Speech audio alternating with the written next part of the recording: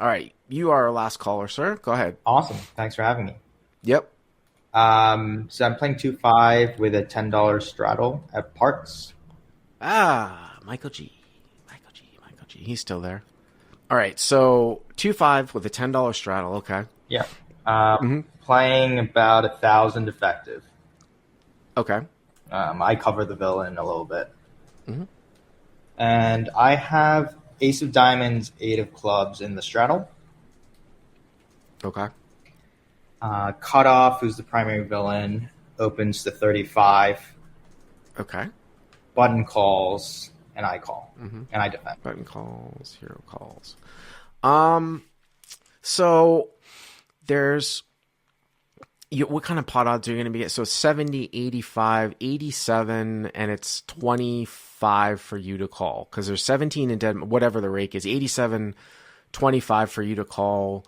Three ways. I think I fold here. I think this is a trappy hand here where people think that they're going to get pot odds, and it's so hard to realize. I mean, heads up, it's a little bit better, but now ace 8 off is better than like ace deuce and ace 3 off, but I actually think I fold here. As much as I was saying call with the small pairs, and I know you're closing the action, but I just... Obviously, if it's suited, call. I mean, like I said, I don't mean to be the pre-flop police, but I think I genuinely would actually would fold here. But okay, so pot's 110-ish, right? Yeah. Yep. And the flop is Ace of Clubs, Deuce of Clubs, Deuce of Hearts. Ace of Clubs, Deuce of Clubs, Deuce of Hearts. Okay. Yep. And I check and action checks around. All right, so check through. Yep. Okay. Turn is the 5 of clubs. So the turn...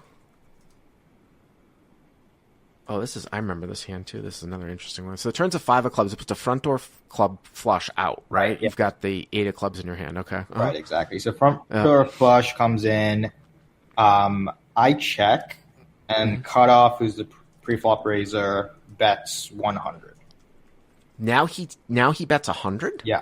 So he basically bets pot.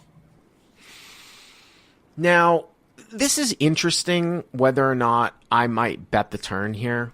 Three ways. It's ace, deuce, deuce with the front door flush draw out there. You got the cutoff and the button checking. Now, even if the cutoff and the button do sometimes check sort of weaker aces, because yours is a little bit in between, I still think that your hand is probably the best hand. Sometimes it won't be, but I still think... Now, again, because it's like, this is a whole mix thing. Will you see the cutoff mix in some checks with ace X? Will you see the button mix in some checks with ace X? Will you see the cutoff sometimes mix in some checks with a flush draw? Possibly the button check behind with a flush draw? Yeah, sure, you will see that. This is why I actually feel a little bit more confident with the ace 8 as opposed to like ace 3 or ace 4 here. But I think I would still probably tend to bet if I were you here on the turn, probably like 35 to 50. I mean, I know you didn't do that. I'm just talking through. If I got in this spot with the 8 of clubs, I think I would be doing some bets here. I just don't know how often you're going to see a delayed bet. I think this one will get checked through quite a bit. Obviously, that didn't happen. So you check. Cutoff bet's 100. Okay, what does the button do? The button folds. Yeah, Button and folds. I guess the only reason why I didn't bet here is because, well, yeah, to your point, I can get called by weaker aces, and strong aces probably see bet. I'm more concerned with like higher clubs in their hand, some sort of pair between, nines plus. Nines plus with the button can have whatever. He can have offsuit broadways here that contain a club in it. Right. King queen with the queen of clubs, so something like that. Right, right. Yeah, so yeah, that makes sense. Yeah. So I mean, it's big, but I have an ace, and yeah, to your point, he could be doing this with. I mean, the sizing's a little bit strong, but I thought he could be doing this with one club type hands. I think the way that this hand is played out, you can't really fold with the 8 of clubs here, because you've got backup where if another club comes, even if you didn't have a club, it's kind of, now if you didn't have a club and it went 100 call, obviously it's a snap fold. Right. But here with a club, like there's no way I'm folding here. Exactly. But it's interesting, this kind of sizing though, because the other thing too though is that, I mean, if he's supposed to structure here in a way, if he had like king queen off with a club in it, you probably would see a fairly large, I would think, reflection of a c-bet with a stiff club on ace deuce deuce. I mean, I know it's the nut no pair. I'm talking about king queen with a club in it, but usually this is how you're supposed to structure a c-bet into two people specifically, whereas one person you can do more checking. So it's interesting that all of a sudden he just wakes up with this type of bet, but I assume you call, right? Yeah, I called. And at the time, I didn't really, to me, it was a no-brainer. I mean, looking back, the sizing's a little big, but yeah, at the time, it was pretty easy call. All right, so now the pot's 310. Yep. And then the river comes an 8 of heart. 8 of hearts. Yeah. So you actually make a hand that beats a larger ace here. Exactly. Because you make top 2. So this is interesting because, really interesting because, you know, usually on paper, once the cutoff takes that type of sizing, you're like, oh, well, I want to check because he's representing like, you know, something stronger through the sizing on the turn on paper. Right. But I will say though that it's possible that he might be just betting an ace and then to check it back at the end. So as much as this looks like a check and it's logical to check here and it works in flow with what you're doing, which is bluff catching, I do wonder if you could ever throw in some leads here to get called by a high ace that's going to check it back. Again, you have to kind of go deep in the weeds here because on paper this looks like it's a check and it's probably a pretty good hand to check call. And then some would say, like in Mark Goonland, that you might check raise as a bluff all in on the river. You're nowhere near deep enough to do that, but I do, you know, most of the time, like I said, on paper, this looks to be a check, but I'm trying to get into, does it ever make sense here to sometimes bet out? And I think that I can find the reason why. So anyways, the pot's 310. Yeah. And so I actually do lead here. I lead for 175. So you do bet? Yes. And why did you bet? So there's two things. One was I did think there was enough ace X in his range that gets here. That I You did or you didn't? I did. Okay. That I now beat. And the other was if he had a big hand, like a slow played boat or a flush, that I was thinking back to some of your material. I was thinking I could pretty comfortably fold to a raise.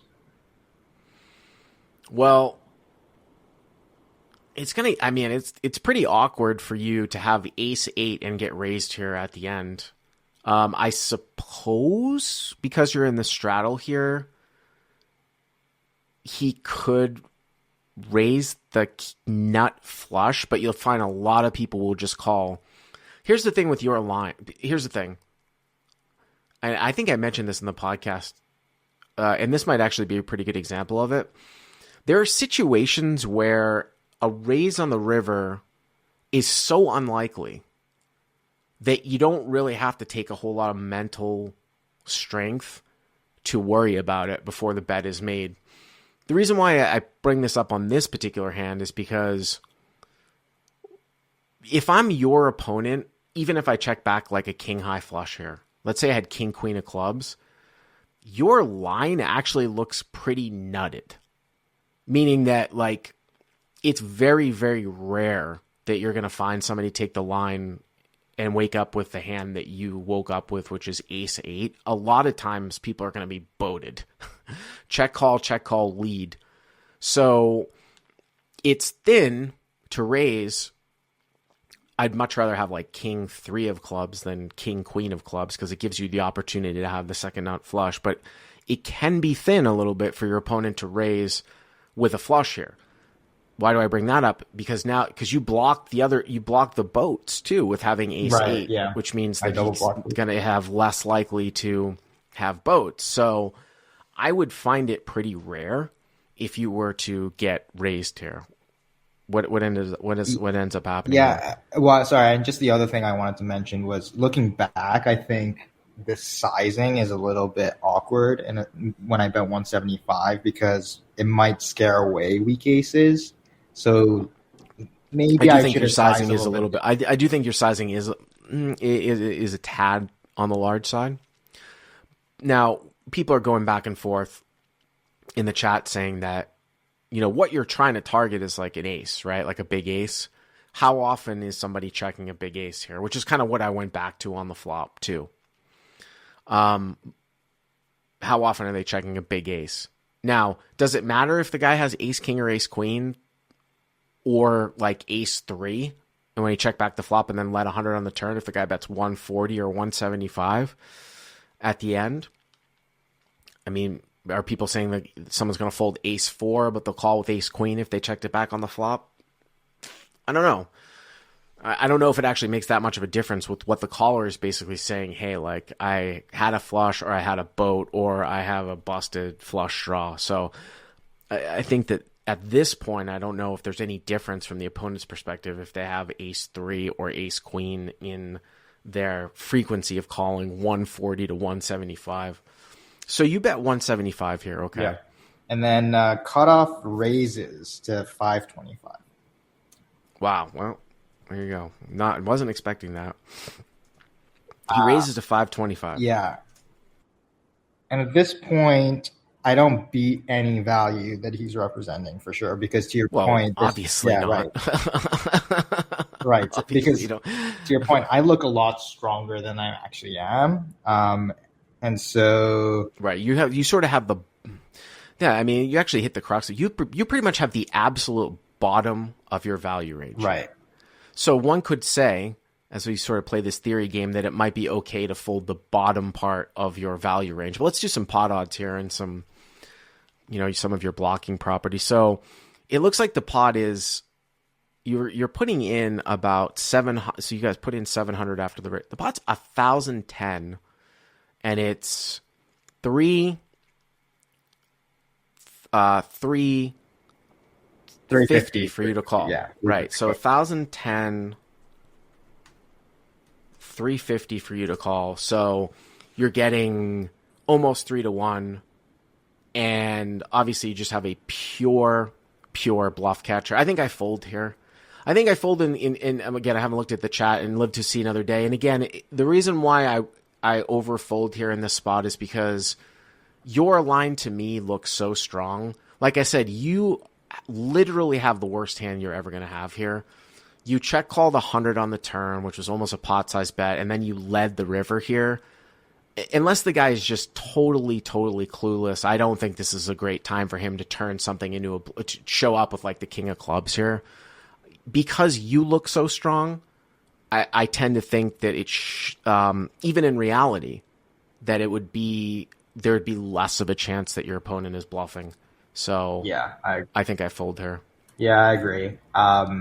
Especially on a paired board, I just don't think the only bluff hand that I could think of is the king of club type hand that's not suited, and it just the frequency in which he would check raise bluff that on the river on a paired board just seems so low that I folded. So you did fold. Oh my God, it stands says, yes, ace-8 is the bottom of its range, but it heavily blocks villains not range being ace-ace or ace-ace or 8-8. Sure. The one thing also I will point out, though, about ace-ace, even though there's only one combo of it, is does ace-ace suddenly like bet pot on the turn? So slow plays ace is full and then bets pot on the turn. I mean, it's possible, but it tends to be fairly inconsistent. If you were bluffed, you were bluffed. But this is one, like I said, I'm not usually in the business of making sort of large folds, getting pot odds. But I think you look so strong. I think you probably can fold. Did you find out what the guy had here? No, I unfortunately didn't. Yeah. Yeah. And then Sam Gibson says the blocking properties. only matters if he has bluffs. When he raises, and oh my god, Stan says when he raises the river, he's repping a boat so much more than a flush here. Ace-8 with the blocking properties seems like a call to me.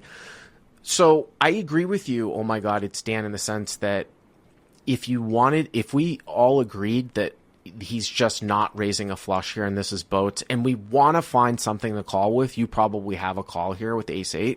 I agree with that. But the reality is that I think that, so I still might fold though. I still could play an exploitable approach here where there's just, it's an overfold spot. You know, it's just a spot where I'm still going to fold because I still don't think the way that the hand went down, I'm good given the pot odds. Does he ever have some other value hands here besides boats? He would have to check the king high flush, bet the turn, and then raise the river. Yeah, it's probably unlikely. That is a good thought, though, Danny. It is true that if he is only raising boats, then you probably have like the best, if not one of the best hands to call with. Does that always make it a call? Well, you can exploitably overfold and play very exploitative, for sure. But you never found out what he had. So you're saying in theory against a thing? Well, in theory, he's always supposed to have some bluffs, right? Yeah. So if he's always supposed to have some bluffs, then you have to call with some hands, right? Yeah. And this is going to be the best one to call with. Right. So, but you never found out what he had, right? No, unfortunately not. Okay. Well, interesting one. Anyways, I appreciate the call. Thank you very much. Thank you.